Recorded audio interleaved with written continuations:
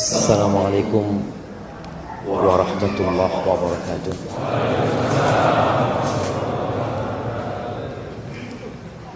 Alhamdulillah alladzi jama'ana 'alal huda wat tuqa. Segala puji bagi Allah Jalla Jalaluhu yang mengumpulkan kita di tempat ini bukan karena acara makan bersama,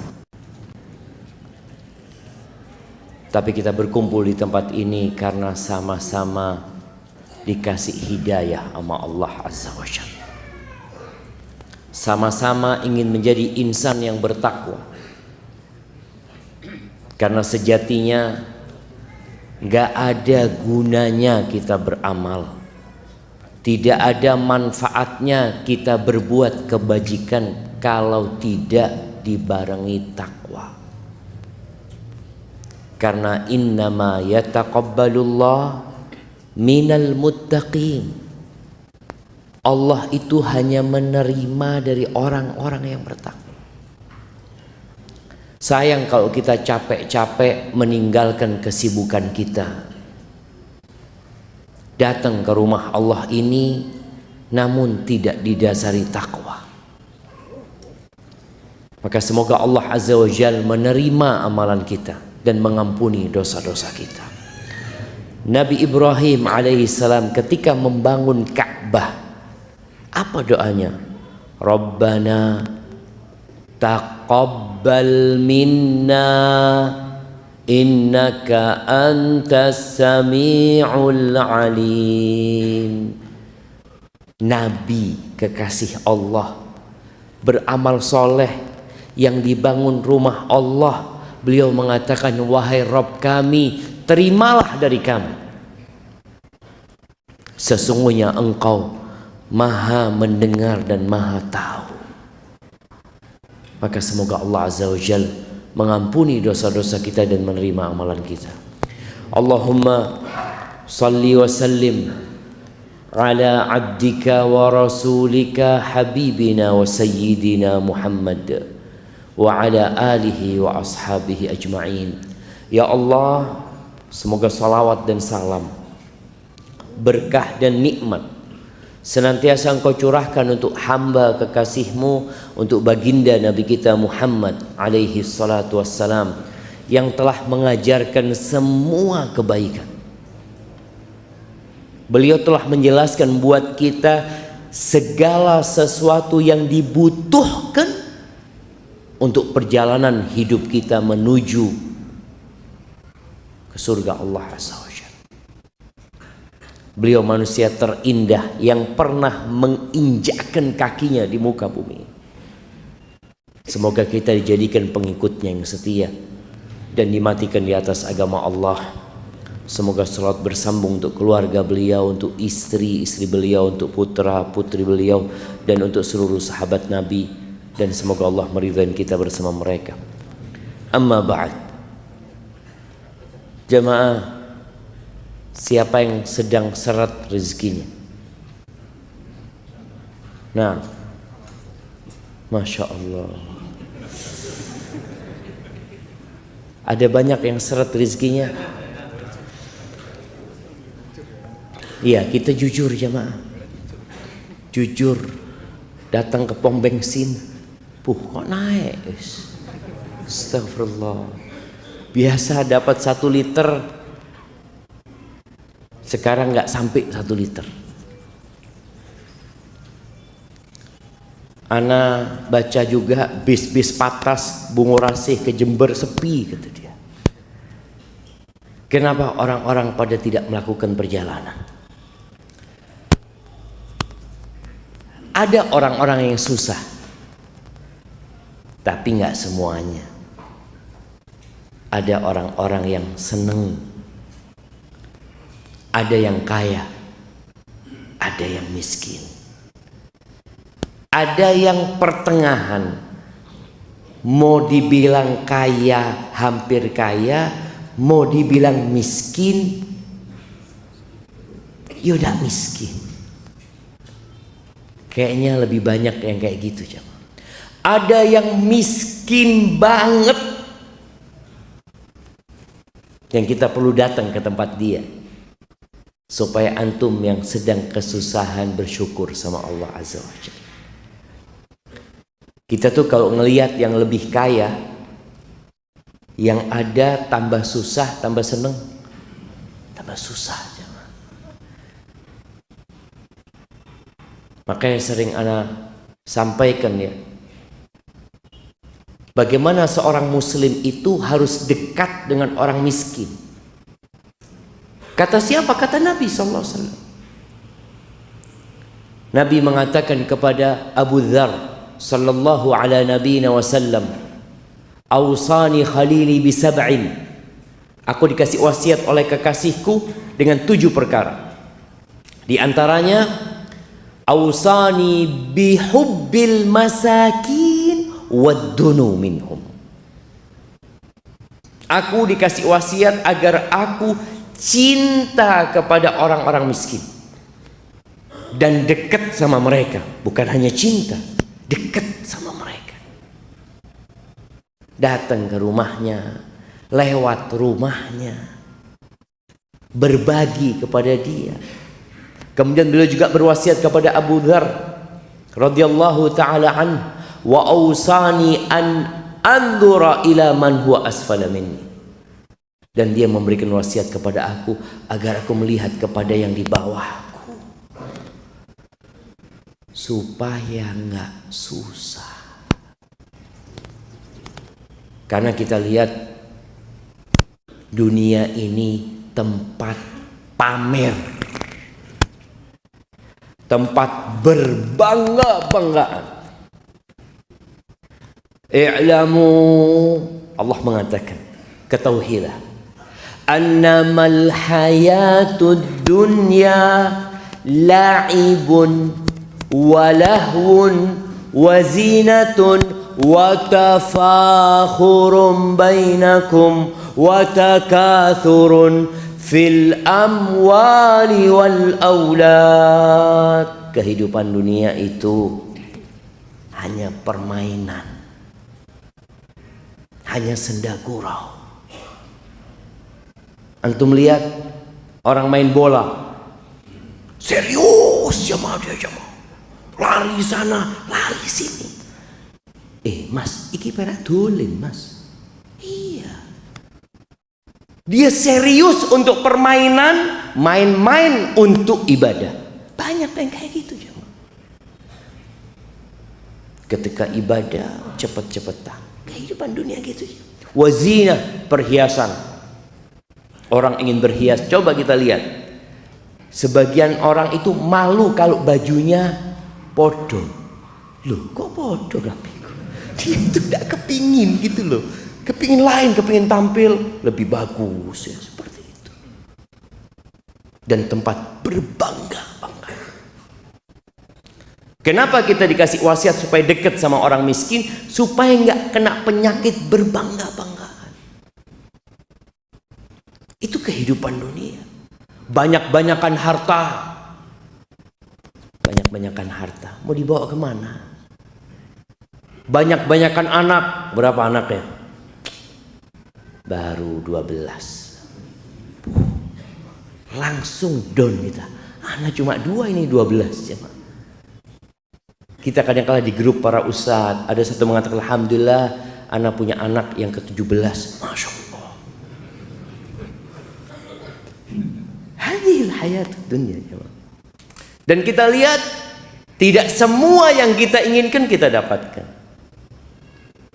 Kalau keinginan semua kepingin jadi orang kaya, siapa yang kepingin jadi orang miskin? Coba angkat tangan.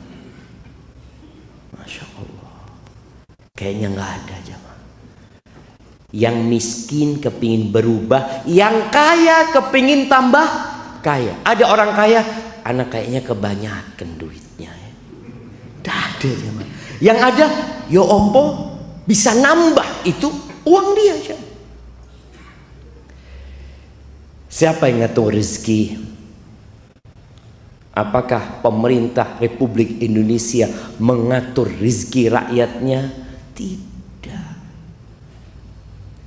Yang mengatur rezeki itu Allah Jalla Jalla.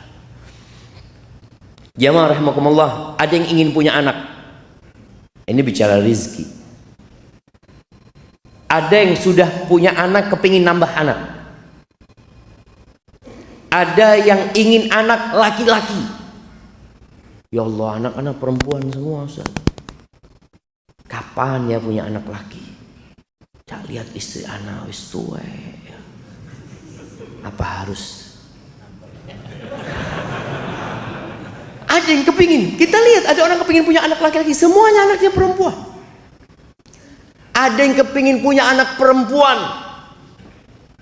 Dia ngelihat, ya Allah, lanang meneh lahir. Astagfirullah. Ada yang mandul tidak punya anak. Siapa yang mengatur itu semua? Allah.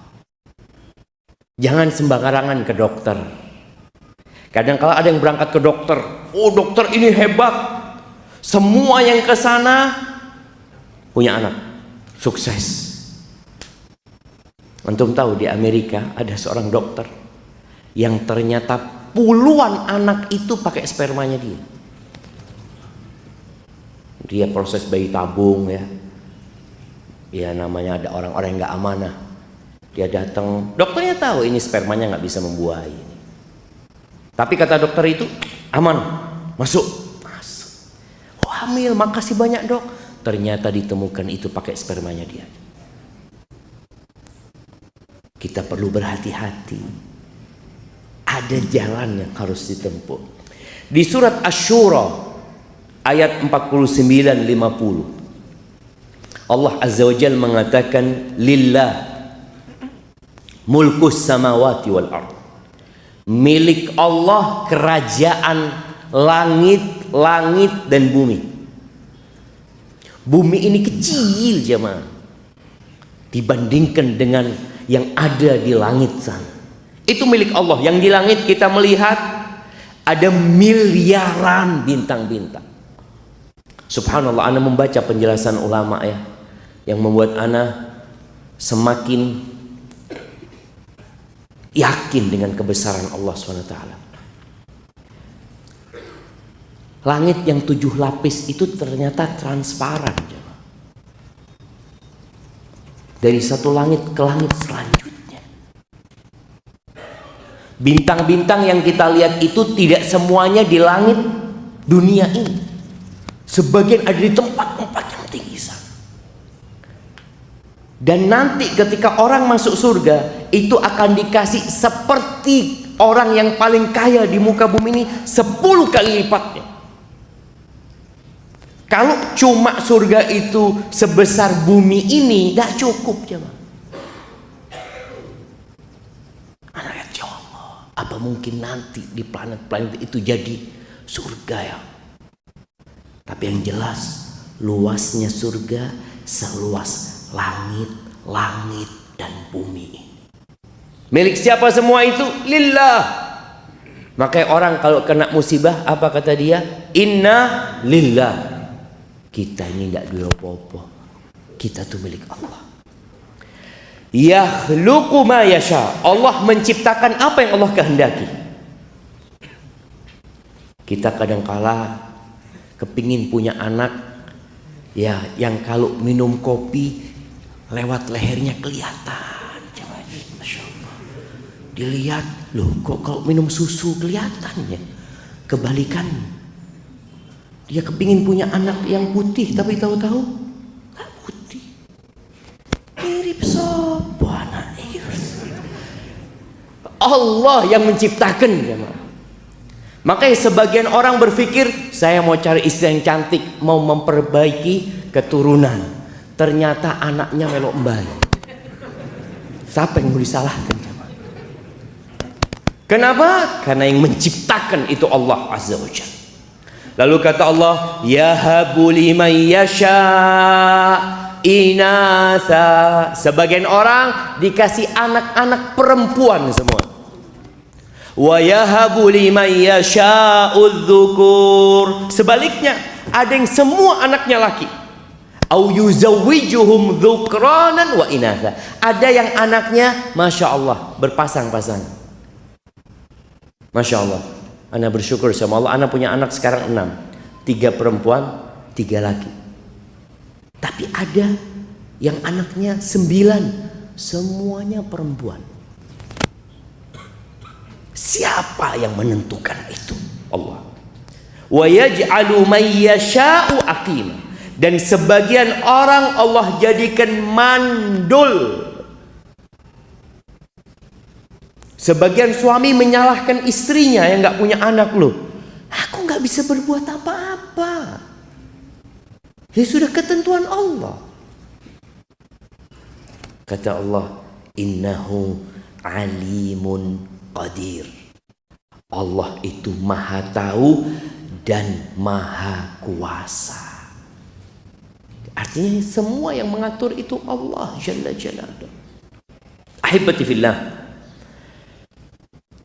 kalau semua orang dikasih rizki tanpa batas.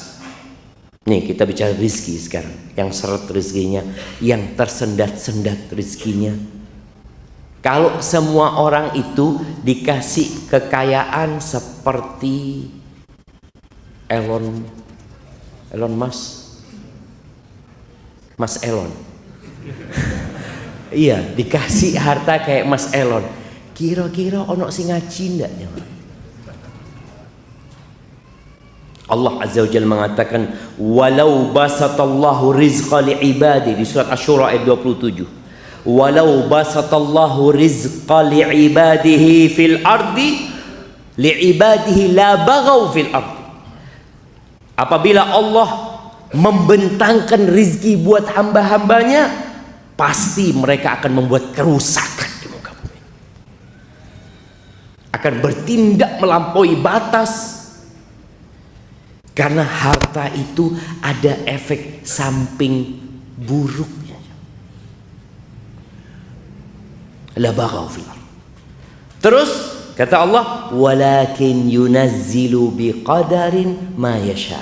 Tapi Allah turunkan rizki itu dengan kadar yang sudah Allah kehendaki. Ono takrane. Maka kita lihat subhanallah, ada orang yang di PHK. Pada waktu dia kerja dia dapat gaji 5 juta. Di PHK dia berpikir, ya Allah, ana mau makan apa Pak Ustaz? Tahu-tahu sekarang jadi pengusaha, omsetnya 500 juta. Siapa yang menentukan itu? Allah. Antum di PHK pun dengan takdir Allah Azza wa Jalla. Maka kita perlu berbaik sangka sama Allah yang sedang seret rizkinya, yang sedang tersendat-sendat, padahal bulan depan bayar kontrakan, Ustaz. Apa kata Allah? Innahu bi'ibadihi khabirun basir.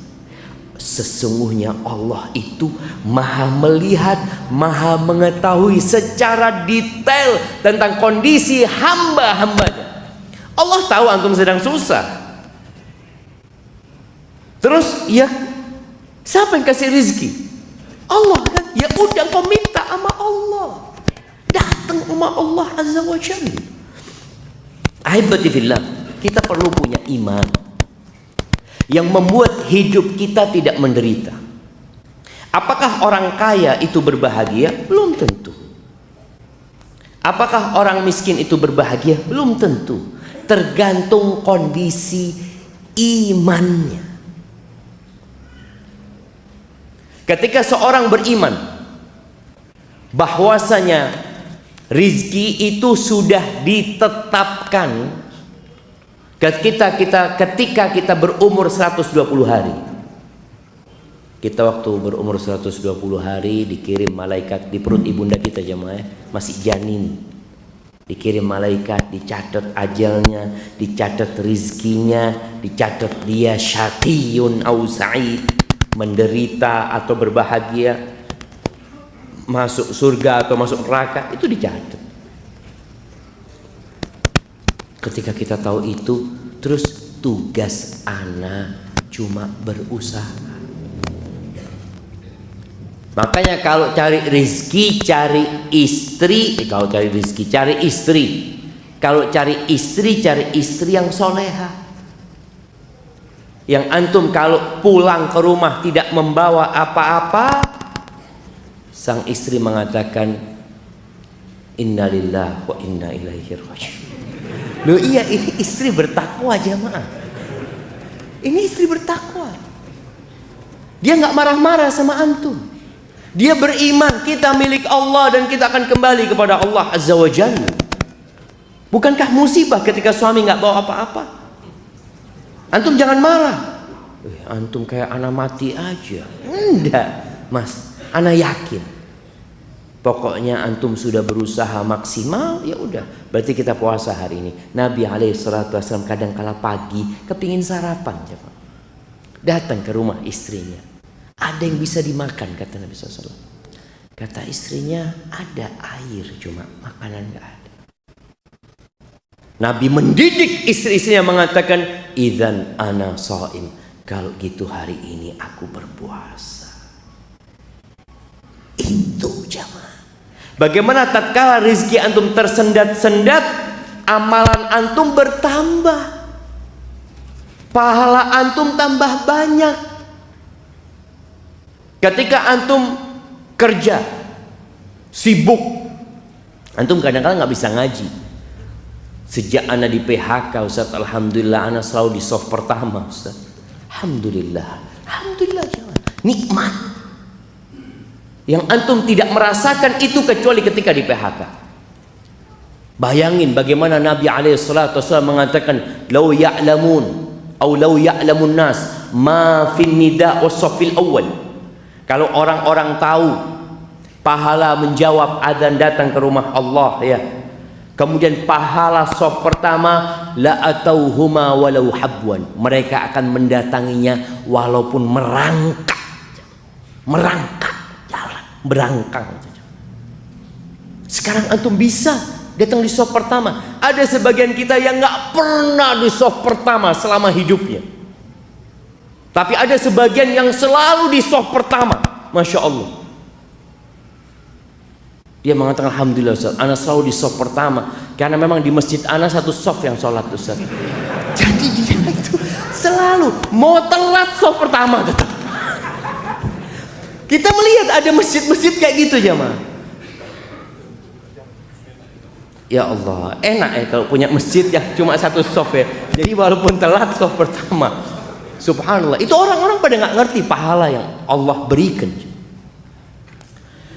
Maka tatkala rizkimu tersendat-sendat, yang pertama engkau harus beriman kepada Allah dengan takdir.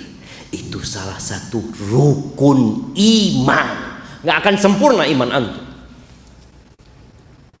Antu'mina bil qadari khairihi wa syarrihi.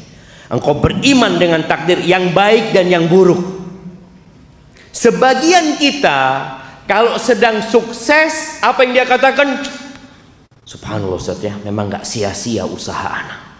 Oh, antum sukses ini takdir loh. Loh, bukan usaha anak. Berapa banyak orang yang berusaha kayak antum gak sukses? Antum pernah lihat, antum pernah merasakan orang mancing jemaah. Mancing di kolam yang sama, dengan umpan yang sama. Yang satu seret, oleh meneng. Antum perbaiki, lempar lagi, dia narik lagi. Masya Allah, kata dia. Apa masalahnya? Usaha dia, ketakwaan dia, lah takdirnya dia.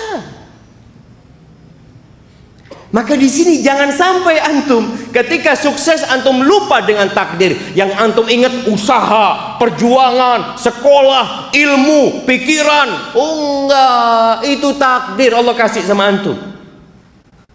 Apa kata Allah? Wa ma bikum min ni'matin faminallah. Tidak ada satupun nikmat yang ada pada diri kalian melainkan itu dari Allah Azza wa Jalla. Maka berimanlah antum.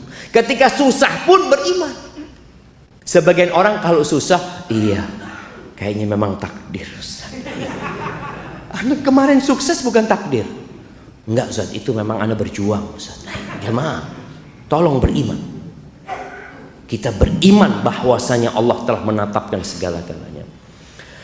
Kemudian ketahuilah bahwa rizki dan ajal itu berbarengan.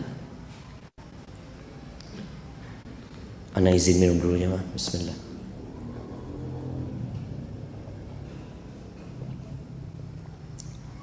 Alhamdulillah, rizki ana dapat minum air. Tadi ana khutbah Jumat, pas khutbah kedua, pas duduk, ana cari air, kok ada banyak ya. Betul loh jemaah, aduh memang takdirnya.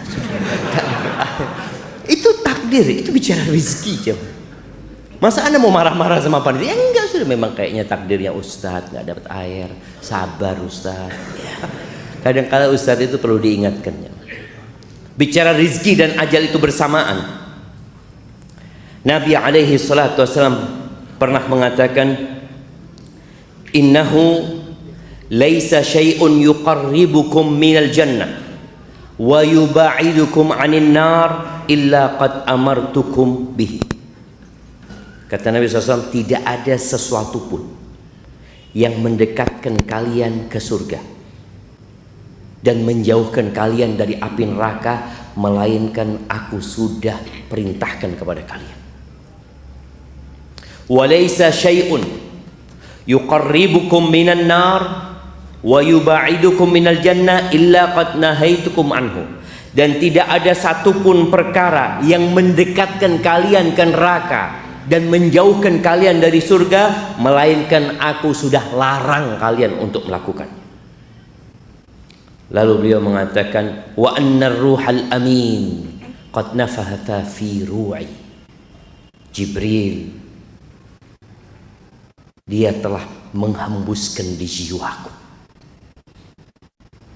Apa yang dihembuskan Jibril jiwa Nabi SAW? Annahu lan tamuta nafsun hatta tastawfiya rizqaha. Lan tamut, tidak akan mati seseorang kecuali rizkinya sudah lengkap.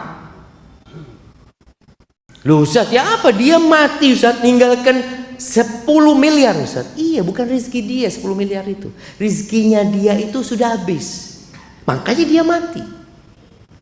Antum pernah melihat ya ma, atau merasakan kondisi orang yang sakit parah tahu-tahu sadar, sehat, di ICU. Ana kemarin jagain mertua di ICU beberapa hari ya.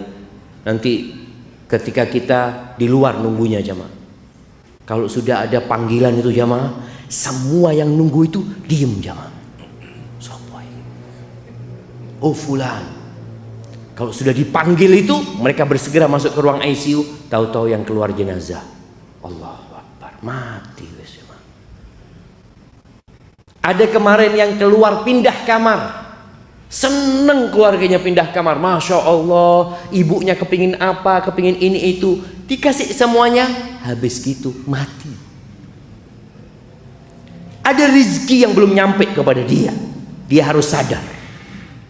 Kalau ditetapkan rizkinya ada 5 sate kambing, belum dia makan rizki, maka dia harus bangkit dari pingsannya atau komanya. Dia makan, setelah itu mati. Ada yang minta jus ya ma, ketika bapaknya sadar, bapak kepingin apa? Jus jeruk ya? Iya bismillah. Dibelikan jus jeruk, dikasih ke orang tuanya, beberapa sendok dikasih, habis gitu bapak mati. Karena ada jeruk yang tertulis dalam catatan dia, belum dia habiskan. Yang tersisa fatarikuhu linnas, punya orang yang tersisa itu. Makanya banyak orang menimbun harta bukan milik dia. Dia cuma kerja capek, taruh lagi. Punya siapa Pak? Punya aku. Kata anaknya, belum tentu Pak. Belum tentu. Wallahi cuma ada anak yang bapaknya sakit, dia pikir, kok bapak kita mati ya. Ngomong sama keluarganya, nanti kira-kira dikuburkan di mana bapak ini? Bapaknya masih sakit ini, sudah musyawarah. Tahu-tahu bapaknya sehat. Loh, kok waras? Subhanallah jemaah, berapa banyak anak yang mati duluan? Masya Allah. Yang mati duluan sebelum bapaknya. Ada bapak yang ngantarkan anaknya ke kuburan, nguburkan anaknya. Kenapa? Semua punya ajal dan punya rizki. Antum pernah melihat ada orang, Masya Allah, bapaknya ini kaya raya, sukses jamaah, ketika anaknya masih kuliah, sekolah, ketika anaknya sudah bekerja masing-masing, tahu-tahu rizki bapaknya ini berkurang. Bukan berkurang sebenarnya, selama ini itu rizki anaknya, cuma lewat bapaknya.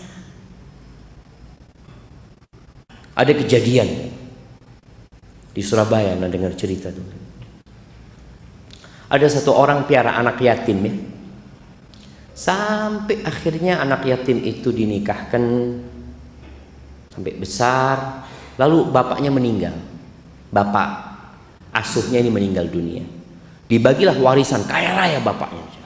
Dibagilah warisan, yang anak yatim ini kan nggak dapat warisan. Sudah nggak dikasih sama anak-anaknya, nggak dikasih. Sudah, subhanallah jamaah.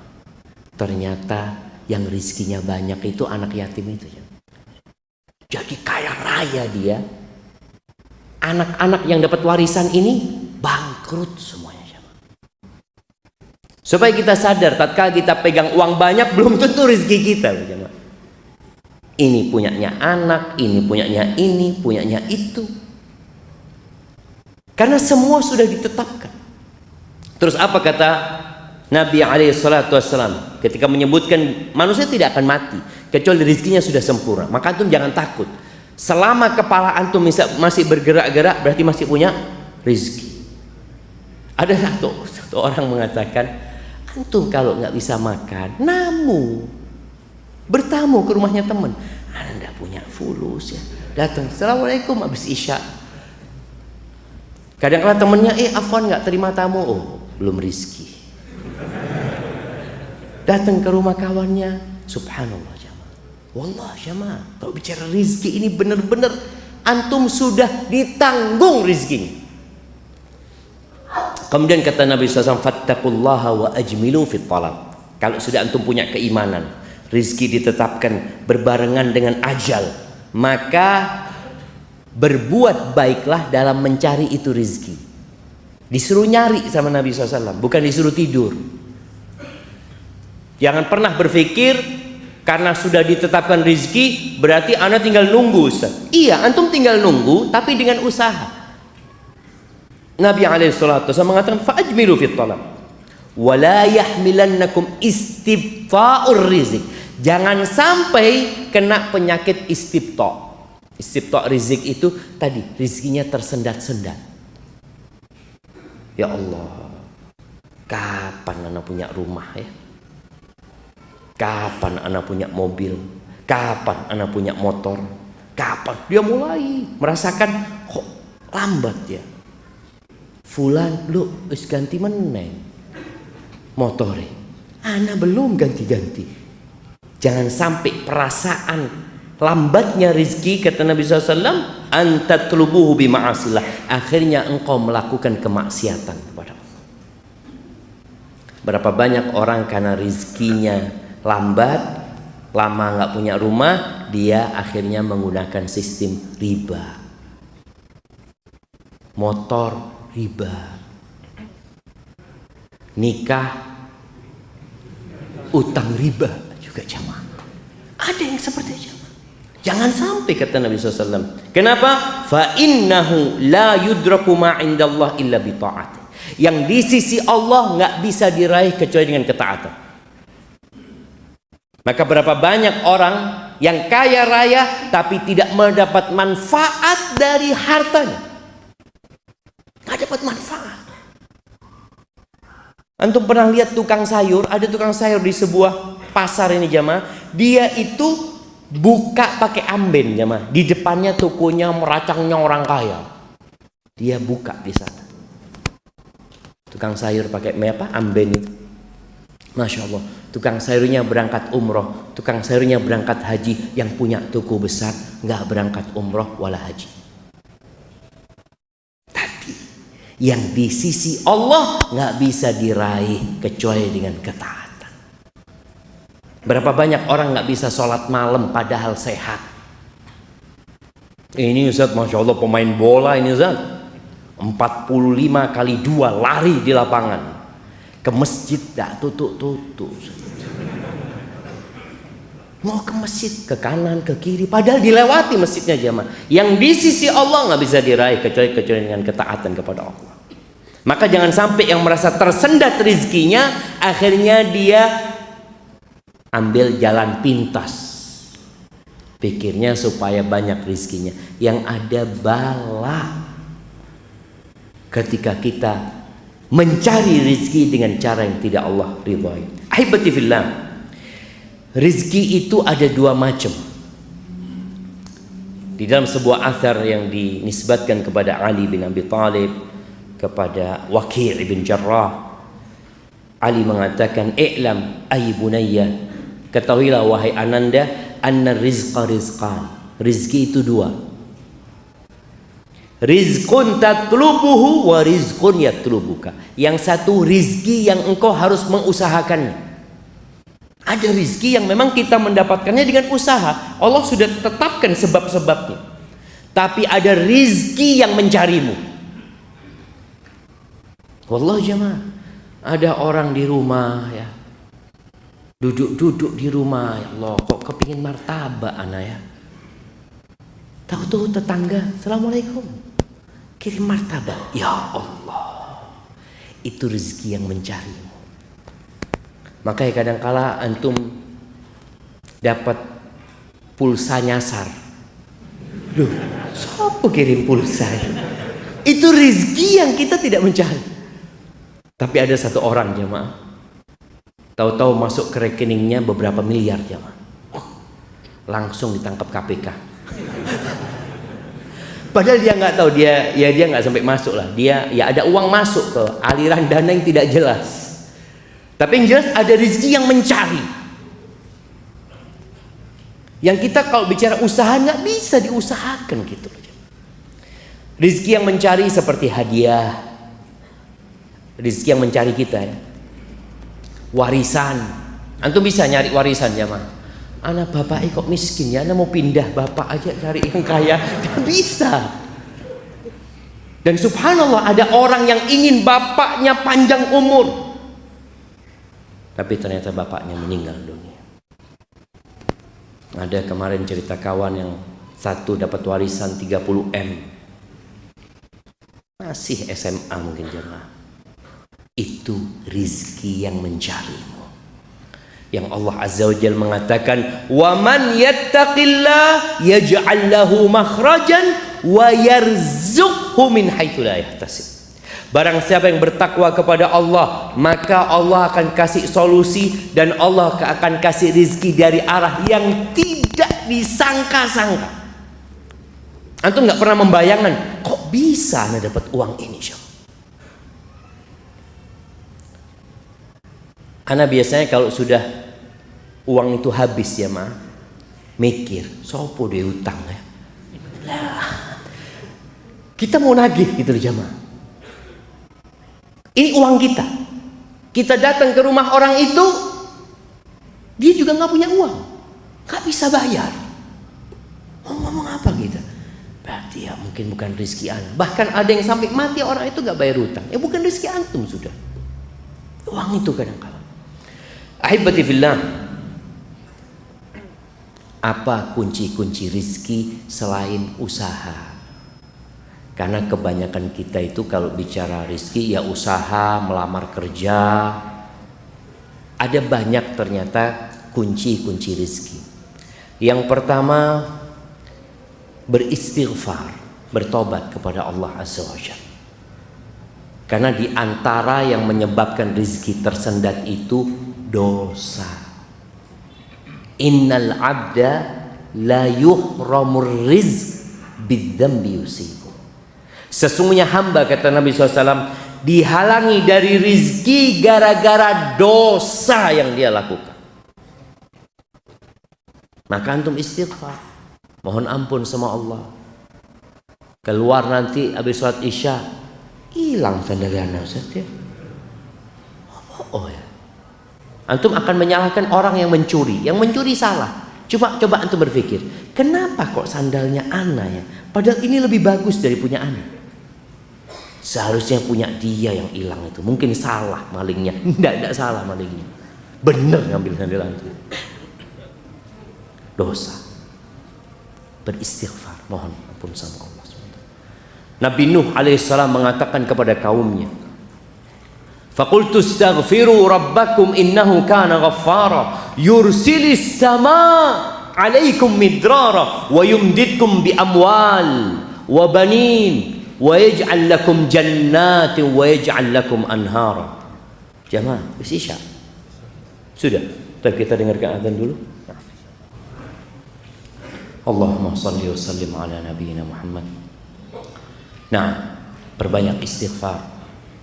Nabi Nuh mengatakan kepada kaumnya, kalian istighfar, minta ampun sama Allah, bertobat kepada Allah. Kita punya banyak dosa. Allah itu Maha Pengampun. Allah akan kirimkan air hujan yang deras yang bermanfaat buat kalian. Ada air hujan yang menyebabkan banjir. Rizki itu hilang. Banjir di mana kemarin? Di Pakistan kalau nggak salah jamaah ya.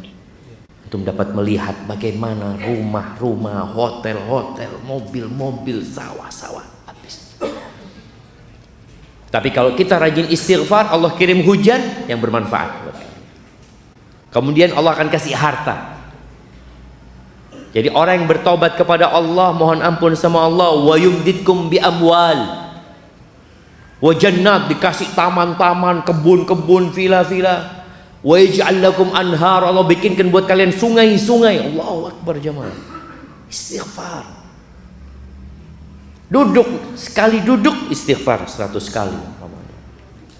Itu dilakukan oleh Nabi alaihi salatu wassalam. Kemudian yang kedua, bertakwa kepada Allah. Laksanakan perintah Allah, jauhi larangannya. Kita itu kalau melaksanakan perintah kadangkala mudah, tapi menjauhi larangan sulit. Padahal yang namanya takwa itu menjalankan perintah, menjauhi larangan. Sebagian kita yang udah hijrah, udah belajar, merasa dia udah bertakwa. Padahal kata Nabi SAW, ittaqil maharim takun a'badan nas. Kau mau jadi orang bertakwa, jauhi yang haram-haram, engkau jadi orang yang paling ahli ibadah. Sebagian kita berpikir ahli ibadah itu yang selalu baca Quran, yang selalu di shop pertama. Oke, itu termasuk orang ahli ibadah. Tapi yang paling ahli ibadah adalah orang yang meninggalkan yang haram-haram dan melaksanakan perintah Allah Azza wa Jalla. Dan tadi kita udah bacakan ayatnya di surat At-Talaq ya. Surat At-Talaq ini biasanya orang kalau mau bercerai itu bingung masalah masa depannya. Gimana nanti anak-anak. Ada seorang perempuan, dia sudah diceraikan 3 kali sama suaminya, kemudian suaminya balik lagi, si istri tetap mau karena urusan fulus, padahal udah nggak boleh. Wa man yattaqillah yaj'al lahu makhrajan wa yarzuqhu min haitsu la yahtasib. Barang siapa yang bertakwa kepada Allah, Allah akan kasih solusi. Dan Allah akan kasih rizki dari arah yang tidak disangka-sangka. Karena sebagian kita itu sudah kadung seperti nyusu jemaah. Yang nyusu di perusahaan, yang nyusu di kantornya, dia berpikir ya sudah dari sini, anak kalau keluar dari sini nggak bisa hidup, nggak bisa makan. Seorang perempuan berpikir anak cuma ibu rumah tangga Ustaz. Kalau anak diceraikan, bagaimana hidup anak? Kemana Allah yang selama ini memberikan rezeki kepadamu? Engkau dulu belum bisa apa-apa di perut ibundamu, Allah kasih rezeki. Engkau belum bisa berjalan, belum bisa ngomong, belum bisa bergerak, Allah kasih rezeki. Kok sekarang sudah besar, sudah bisa berusaha, bingung. Kadangkala tadi imannya lemah. Bertakwa kepada Allah, jangan bergantung sama suami. Ketika suami menceraikan, ya kalau memang kau masih cinta, katakan innalillahi wa inna ilaihi rajiun. Ada suami yang diceraikan, ada istri yang diceraikan suaminya, alhamdulillah, anak kepingin pisah mulai bien. Ada jemaah. Tapi ada istri yang beranggapan itu musibah, dia cerai sama suami. Maka dia katakan innalillahi wa inna ilaihi rajiun. Kita ingat sama Allah. Yang kasih rezeki Allah bukan suaminya. Yang kasih rezeki Allah bukan tempat kerjanya. Ketika antum di PHK, dikurangin gajinya, antum tenang. Kenapa? Innallaha huwar razzaq. Yang kasih rezeki Allah bukan tempat ini. Bertakwa kepada Allah. Yang ketiga, bertawakal. Tawakal yang sebenarnya, tawakal itu artinya percaya dan menyerahkan, menggantungkan serta menyandarkan kepada yang kita percaya. Siapa yang kita percaya? Allah Azza wa Jalla. Allah mengatakan, wa 'alallahi fatawakkalu in kuntum mu'minin. Kepada Allah hendaklah kalian bertawakal kalau kalian orang-orang yang beriman. Nabi alaihissalatu wassalam mengatakan, "Lau annakum tawakkaluna 'ala Allah haqqa tawakkulih la razaqakum kama yarzuqut tayr." Kalau kalian benar tawakalnya kepada Allah, benar. Kita ini kadang-kala masih bersandar kepada uang kita. Aman, si ono duit. Masih ada mobil, masih ada ini, masih ada ini. Namanya tawakal sama Allah itu berlepas dari semua ketergantungan. Usaha, upaya hanya sebab. Kalau Allah tidak menakdirkan, nggak bisa jemaah. Kita lihat kalau Allah ingin menghabiskan harta manusia, Allah bakar rumahnya. Berapa banyak kita melihat satu kampung terbakar jemaah. Itu cuma sebab. Maka hendaklah kita berserah diri sama Allah Azza wa Jalla. Kalau kalian benar tawakalnya sama Allah, Allah akan kasih rezeki kepada kalian seperti Allah memberikan rezeki kepada burung. Pernah lihat burung punya ATM? Atau punya kulkas? Ini burung berangkat ke toko sap beli kulkas barusan. Lihat, ada jemaah. Dan jumlah burung itu lebih banyak daripada jumlah manusia. Kadangkala orang mau menghalangi burung dari rezekinya. Untuk melihat di sawah, mana umprit itu jemaah? Sama orang diusir lagi, diusir lagi. Yang tukang ngusir tidur jemaah. Burungnya makan. Allah akan kasih rezeki seperti Allah memberikan rezeki kepada burung. Burung itu berangkat dari rumahnya di pagi hari. Pagi hari wis rame burung itu jemaah. Makanya kalau antum mau bertawakal seperti burung, pagi hari udah bangun, udah baca doa, Allahumma inni as'aluka ilman nafi'an wa rizqan thayyiban wa amalan mutaqabbala. Habis gitu bismikallahumma mutu wa ahya. Ya enggak, habis gitu bangun kerja. Ada orang habis baca doa itu tahu-tahu bismikallahumma amutu wa ahya. Ya gimana Ustaz, ana di PHK Ustaz, lu bangun antum. Cari usaha seperti burung, keluar pokoknya. Pokoknya keluar. Bagaimana Nabi alaihi salatu wasallam mendidik umatnya untuk berangkat ke hutan. Cari kayu kau, berangkat sana. Makanya kalau antum lihat ada orang-orang yang nyari botol-botol, itu kayak burung ya. Dia nggak tahu dapat apa nggak botol hari ini. Ya Allahu a'lam. Dia datang, dia buka tempat sampah. Oh, ndak ono. Dia buka lagi. Ndak ono. Allah akan kasih rezeki seperti Allah memberikan rezeki kepada burung. Yang pagi hari dia nggak tahu mau makan apa, nggak tahu burung. Yang penting berangkat. Tapi pulang kenyang burung itu jam. Kalau masih punya rezeki burung itu kenyang. Tapi kita lihat ada anak-anak burung yang sudah rezekinya habis. Tahu-tahu mati di mana? Di rumahnya. Bapak ibunya ditangkap. Ya sudah, ini kehidupan. Tapi engkau bertawakal seperti burung. Bukan berarti nggak boleh nyimpen uang, boleh nyimpen uang, nggak ada masalah. Tapi hatinya tidak bergantung kepada simpananmu, tapi bergantung sama Allah Azza wa Jalla. Kemudian yang keempat, fokus ibadah. Niatkan ibadah. Antum bekerja pun niatkan ibadah, usaha niatkan ibadah. Orang yang fokus ibadah jamaah, semua diniatkan untuk mengabdi kepada Allah, Allah akan mudahkan rezeki. Dan antum lihat. Kemudian yang kelima, berangkat haji dan umroh. Loh, saat anak ini tersendat-sendat berangkat haji atau umroh. yang punya rizki berangkat haji. Ini kan wajib haji. Berangkat engkau haji. Jangan takut uangmu habis karena haji. Karena sebagian orang sekarang ini kalau mau haji bayar berapa jemaah? Kalau yang reguler itu 40 juta. Kalau yang plus ya ada yang 12.000 ya. 12.000 US dollar ya. Kalau yang furoda yang tahun ini bayar langsung berangkat bisa sampai 20.000 US dollar. Wah, kayak Ustaz 300 juta. Oleh lah Avanza. Kadang kala orang itu berpikir, betul, itu uang itu seakan-akan habis jemaah. Dia setorin, hilang uang itu. Nggak akan kembali. Oh, itu pembuka rezeki. Jangan takut. Setelah haji punya rezeki berangkat umroh lagi. Kata Nabi SAW, tabi'u bainal haji wal umroh. Ikuti haji dengan umroh. Umroh dengan haji. Fa innahuma yanfiyanil kufra wal faqra kama yanfil kir khabar hadis. Sesungguhnya dua amalan ini bisa menghapuskan kefakiran dan kekufuran. Dulu pernah ada yang beranggapan orang yang haji berulang kali itu ya haji apa? Haji setan atau apa? Pernah ada ungkapan seperti itu. Enggak benar. Berangkat haji lagi. Tapi tolong hajinya yang mabrur. Haji mabrur itu di antara tandanya dia itu ketika pulang suka berbagi kepada orang lain, suka menyebarkan salam, it'amut ta'am wa ifsya'us salam, kata Nabi SAW.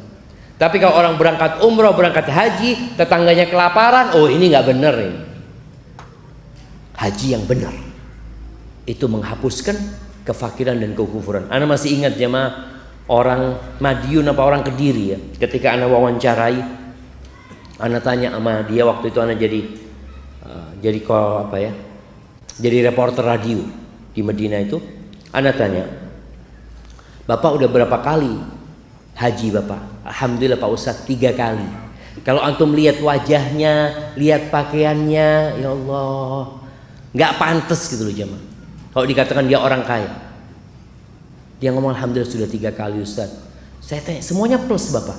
Iya plus Ustadz. Ya apa ceritanya kok tertarik untuk haji lagi?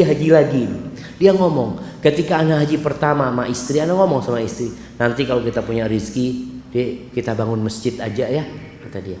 Oh iya mas, insya Allah. Pulang Ustaz, haji itu alhamdulillah, usaha kita sukses, kita punya rezeki, kita bisa bangun masjid Ustaz. Habis itu dikasih rezeki lagi sama Allah Azza wa Jalla. Akhirnya kita daftar haji lagi. Pas haji kedua, anak ngobrol sama istri, nanti kalau punya rezeki mau apa kita? Insya Allah kita ngaspal jalan di kampung yuk, supaya orang-orang enak jalannya. Pulang haji kedua Ustaz, Masya Allah dikasih rezeki lagi sama Allah Ustaz. Kita aspal jalan di kampung, Allah tambahin rezeki kita, daftar lagi Ustaz.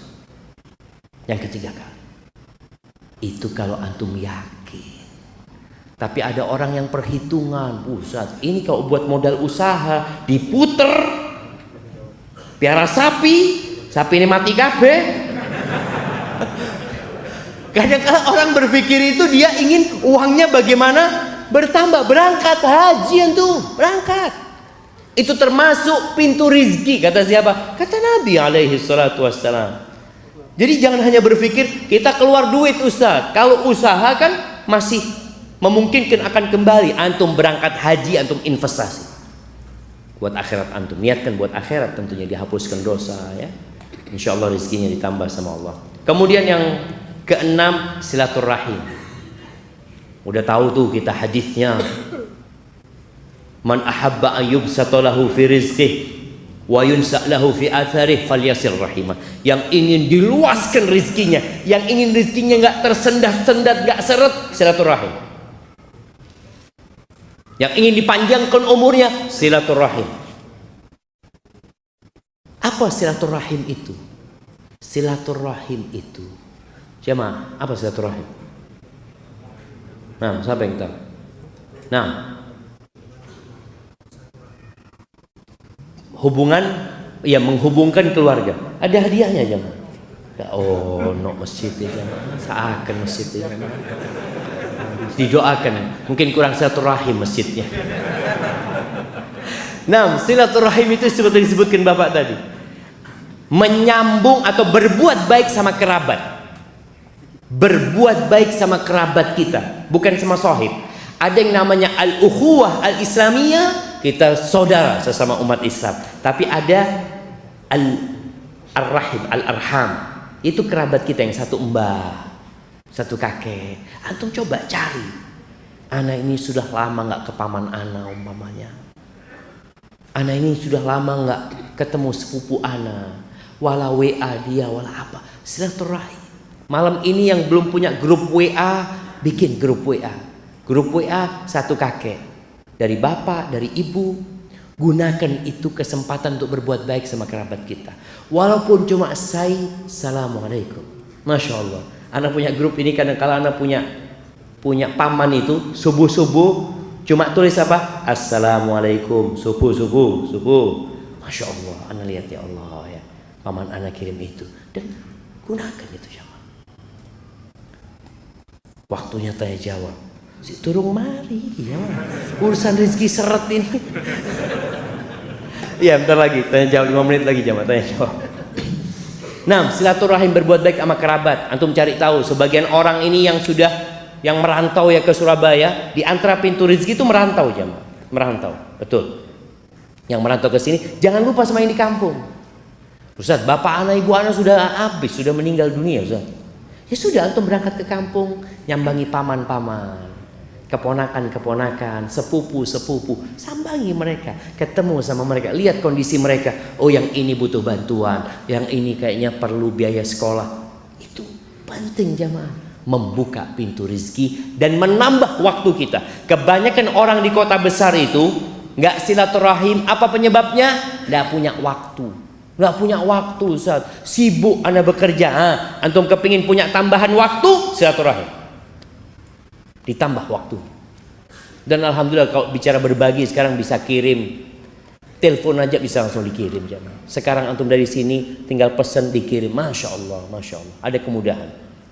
Maka silaturahim, nggak harus berkunjung ya, bukan bertamu. Kalau kita bisa bertamu, tapi kalau nggak bisa paling nggak kita kirim hadiah buat mereka, ucapan salam kepada mereka. Kemudian yang ketujuh, berinfak, bersedekah. Itu juga membuka pintu rizki, karena tiap pagi ada malaikat yang berdoa, Allahumma a'ti munfiqan khalafat. Ya Allah, berikan kepada orang yang suka berinfak itu ganti, dan berikan kepada orang yang pelit itu kebinasaan. Kemudian yang ke-8, menanggung atau berinfak buat para penuntut ilmu agama. Karena pernah di masa Nabi SAW ada seorang sahabat yang mengadu, ya Rasulullah, anak ini kerja capek, ini anak punya adik belajar terus di tempatmu ya Rasulullah. Apa kata Nabi SAW? La'allaka turzaqu bihi, boleh jadi engkau dapat rezeki gara-gara adikmu. Jadi ada kakak kadangkala ya, dia rela capek demi adik-adiknya sekolah, nggak ada masalah. Insya Allah itu akan membuka rezeki buat antum. Antum cari anak-anak yang nggak mampu sekolah, antum tanggung, khususnya yang belajar ilmu agama jamaah ya. Insya Allah Allah mudahkan rezeki antum. Kemudian yang ke berapa? 9 jamaah, berbuat baik kepada orang-orang yang lemah.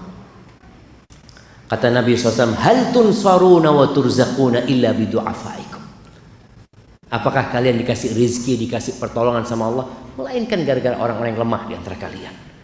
Jadi orang kaya nih jamaah, sebenarnya kalau nggak ada orang lemah nggak jadi orang kaya. Antum bisa bayangin ya, orang lemah, saya nggak mau jual beras sama orang kaya. Bapak, yois nandur dewi. Bayangkan orang kaya, kalau dia harus nanam sendiri.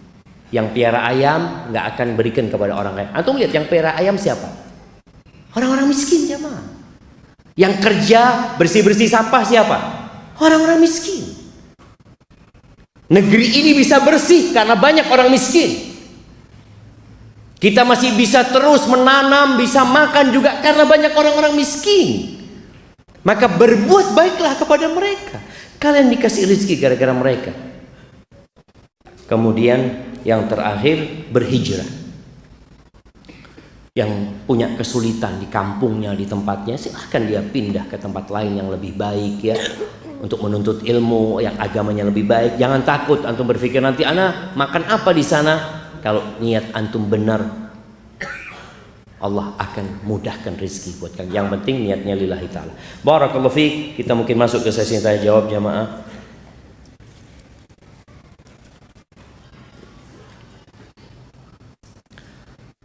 Nah, ana mau bertanya.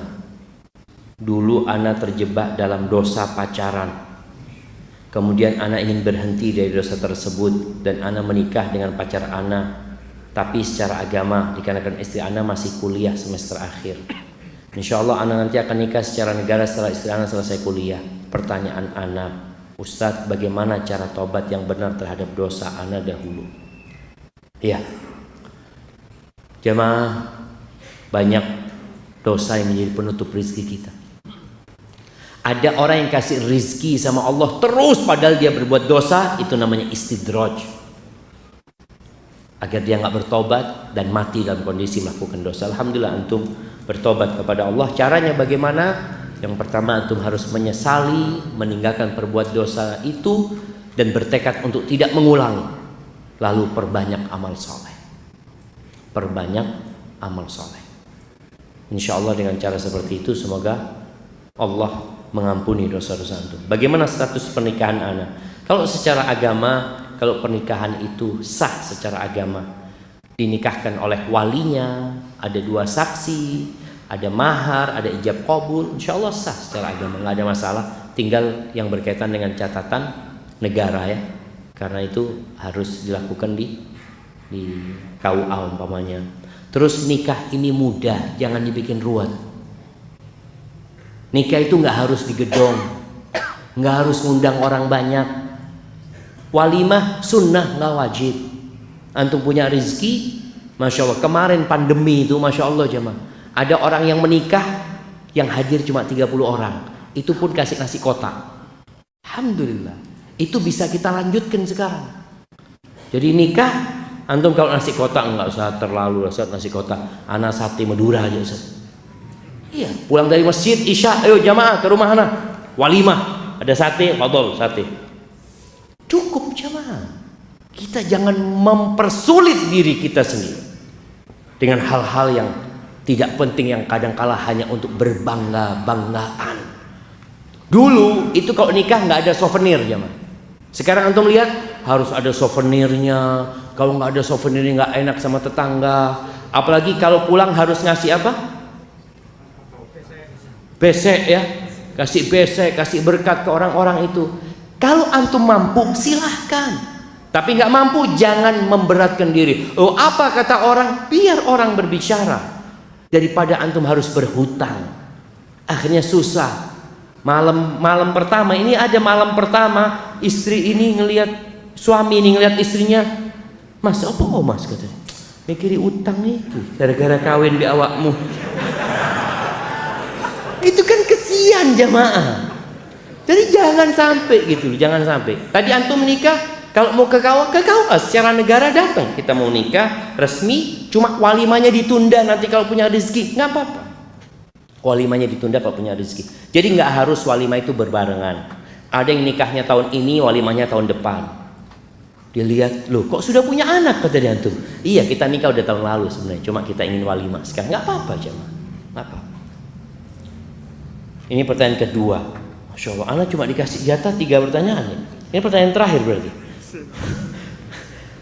Jika menunda kehamilan dengan alat kontrasepsi dengan tujuan supaya istri Anda bisa fokus skripsian agar tidak stres, mohon solusinya Ustaz. Nah, jadi menunda kehamilan atau mengatur kehamilan itu nggak apa-apa, tapi jangan membatasi, kecuali ada sebabnya.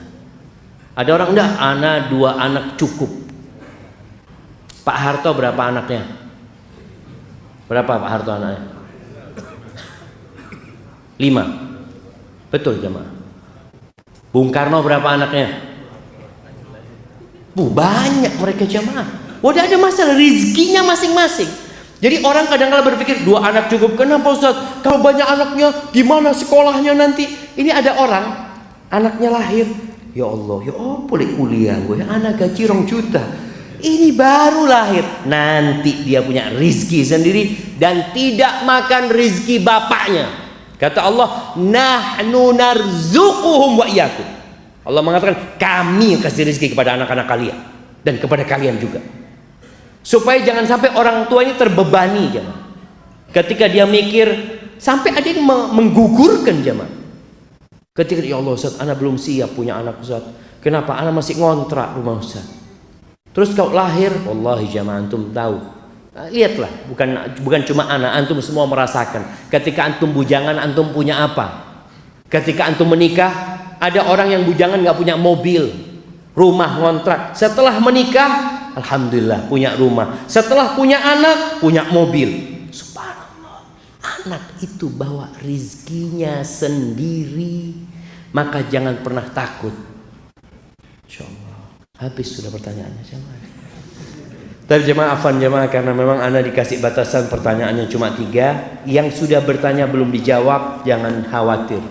Insyaallah bisa. Oh bisa lagi jemaah. Masya Allah. Lanjut lagi jemaah.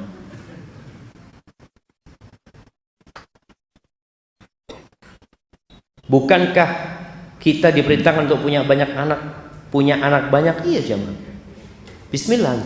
Niatkan punya anak 20. Walaupun lahir cuma 7, alhamdulillah. Tapi kan pahala niat sudah dapat jemaah. Di Jember itu ada satu orang kepingin punya anak 40 jemaah. Dia nikah beberapa wanita dia nikah ya. Kalau nggak punya anak dia ceraikan, karena memang dia nikah kepingin punya anak ya. Sampai anaknya kalau nggak salah 32. Tapi bapaknya mati, nggak sampai 40. Itu rezekinya cuma 32 jemaah. Antum paling nggak separuhnya.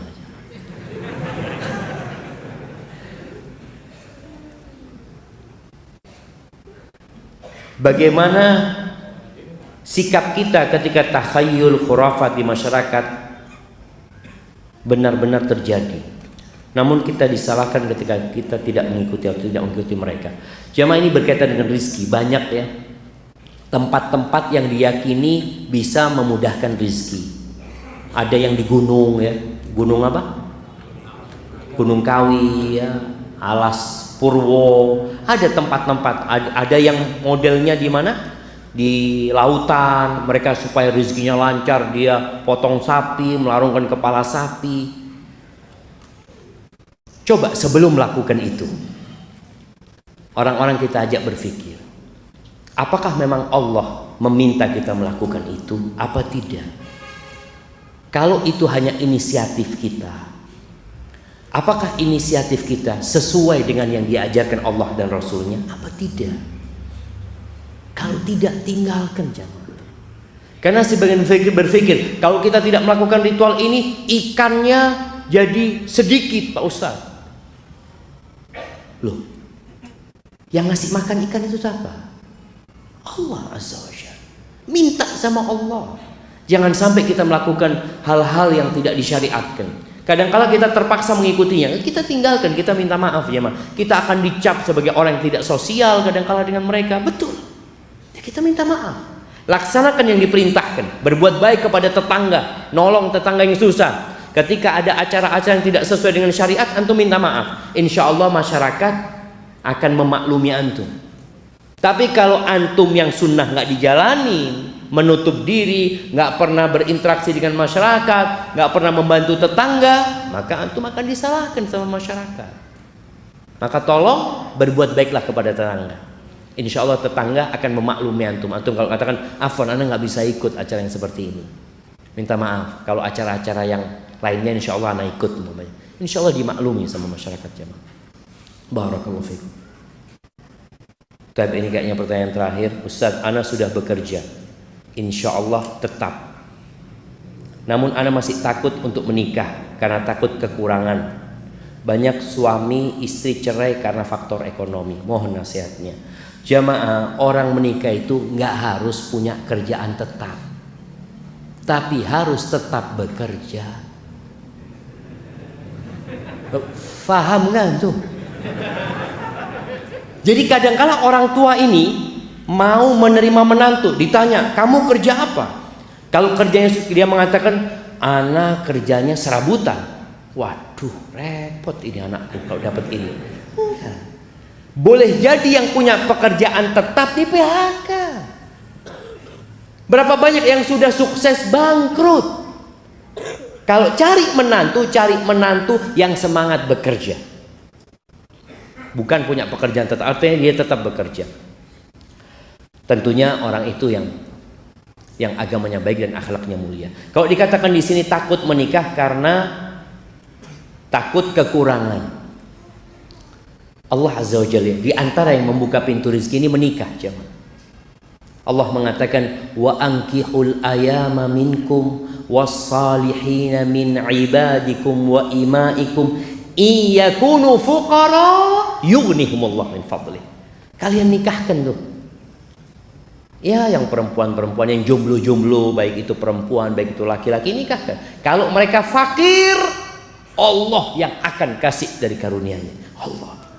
Maka antum jangan takut. Kemudian Nabi SAW menyebutkan ada 3 orang yang mendapatkan jaminan dari Allah Subhanahu wa taala. Allah akan mencukupi dia.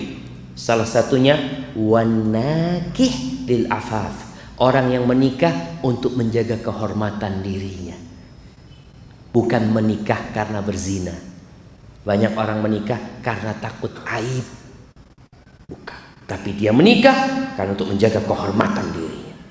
Maka antum yang takut tadi, niatkan untuk menjaga kehormatan diri antum. Urusan rezeki antum yakin dari awal anda sampaikan bicara iman tadi dengan takdir Allah Azza wa Jalla.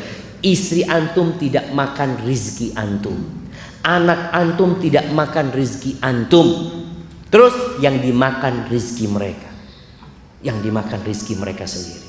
Kemudian kalau pertanyaannya, karena banyak suami istri cerai gara-gara faktor ekonomi, karena banyak orang menikah gara-gara ekonomi. Perempuan dinikahi karena apa? Karena 4 hal.